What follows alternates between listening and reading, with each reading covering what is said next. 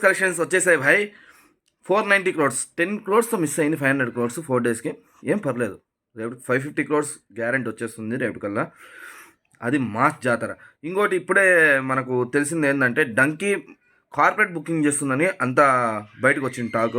ట్వీట్లో చాలామంది హిందీ ఆడియన్సే ట్వీట్స్ వేస్తున్నారు, donkey corporate booking చేసి కలెక్షన్స్ పెంచుకుంటుంది. అది తేడా. కట్అవుట్ ఉన్నోనికి కార్పొరేట్ బుకింగ్స్ అవసరం లేదు, ఆడియన్సే విజిల్స్ వేసుకుంటూ వస్తారు థియేటర్కి. నీలాంటి వాళ్ళకి కార్పొరేట్, నాకు తెలిసి జవాన్ పఠాన్ కూడా కార్పొరేట్ బుకింగ్స్ అనే ఇప్పుడు ఆల్రెడీ ట్రెండ్ చేస్తున్నారు. అది మ్యాటర్. మనకు కింగ్ ఆఫ్ బాలీవుడ్ ఇవన్నీ పర్లేదయ్యా. కింగ్ ఆఫ్ వరల్డ్ అవుతాడు ప్రభాస్.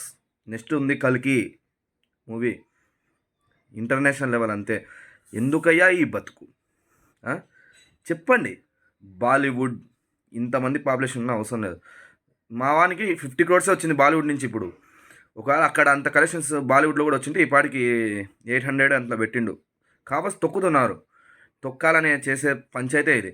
ఓకే, కలెక్షన్స్ అయితే ఇప్పటికి 490 crores వచ్చాయి 4 daysకి. It's record.